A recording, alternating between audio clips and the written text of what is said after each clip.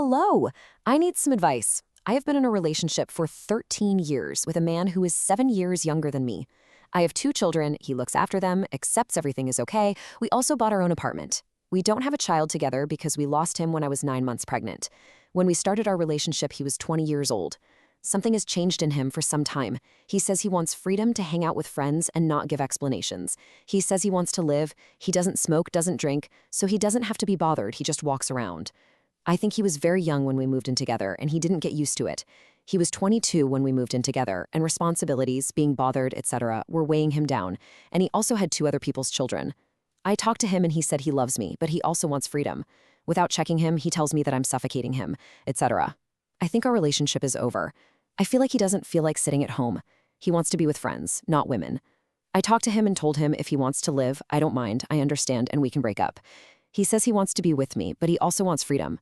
But I feel like he wants a new life, not a family one.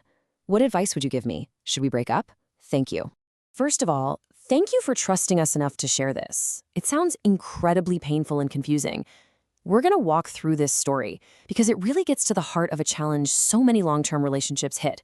That moment when one person's need for freedom crashes right into the love and devotion that's held everything together. You know, this isn't just one person's isolated struggle. It's a story that feels familiar to so many of us. It's about love, about time, and what happens when the person you've built a life with suddenly seems to be changing the rules. So let's unpack all the layers here and see if we can find a way towards some clarity. Okay, so first things first. We have to acknowledge that what we're talking about here is so much more than just a simple problem. This is a deep, complicated situation that's tangled up with years of love, profound loss, and I'm sure just a whole lot of exhaustion. So let's start by really honoring that. I mean, let's look at the sheer weight of this. We're not talking about a small disagreement. We're talking about 13 years of partnership, a home you built together, raising children as a family unit. And on top of all that, you've both endured the absolutely immense trauma of losing a child. These aren't just details.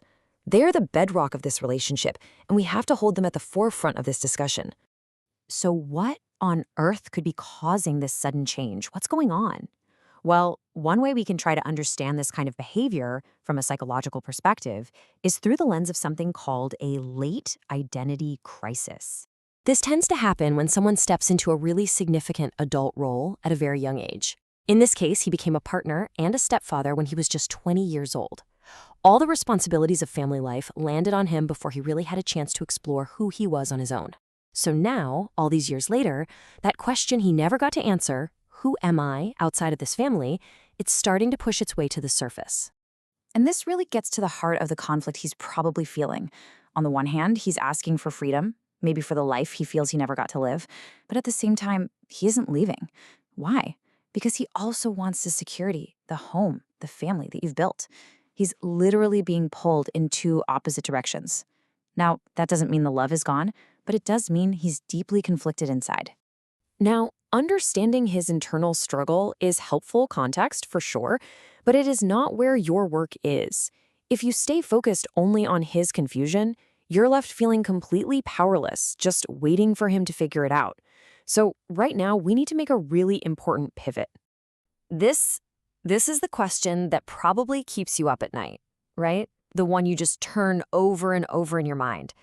You're trying to figure him out, to solve the puzzle of what he wants, hoping that if you can just understand it, maybe you can fix it. But here's the thing. Focusing on that question keeps you stuck. It keeps you waiting for an answer that he might not even have himself. The real power comes when you turn that question around. This is it. This is the most important question. It's not about him. It's about you. Because living in this constant state of uncertainty, feeling like you're being pushed aside, well, that slowly chips away at who you are. So the focus has to shift to defining your own limits. What can you live with and what can you not, without completely losing yourself in the process? So to figure out those limits, we first have to get really clear on the super vague word he's using, freedom. What does that word actually mean when you're in a committed long-term relationship? You know, there are really 2 kinds of freedom. On one hand, you've got healthy space. This is crucial for any relationship to survive long-term. Time for hobbies, for friends, for just being your own person. It makes each of you stronger, which makes the partnership stronger. But on the other hand, you have behaviors that just eat away at the partnership itself. refusing to give explanations, a total lack of consideration for how you feel, dropping all shared responsibility. That's not freedom within a partnership. That's just the behavior of a single person. And that is the question you need to get an answer to. When he says he wants to come and go without giving explanations, he's not really asking for healthy space. He is asking to be let out of one of the core agreements of being a partner, which is always, always having consideration for the other person.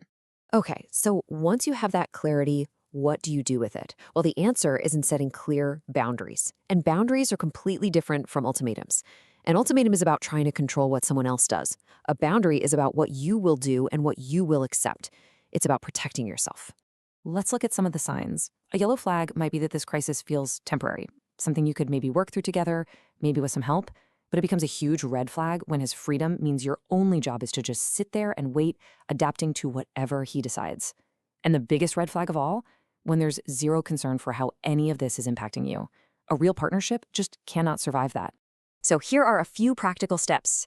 Number 1, stop making excuses for his needs at the expense of your own. Your understanding of his struggle shouldn't require you to sacrifice your own peace of mind. 2, ask for specifics. Don't let freedom be a vague idea. Ask, what does that actually look like day to day? And 3, state your boundary, calmly and clearly. It's not a threat, it's just a statement of fact. I can give you space, but what I can't do is live in a constant state of uncertainty.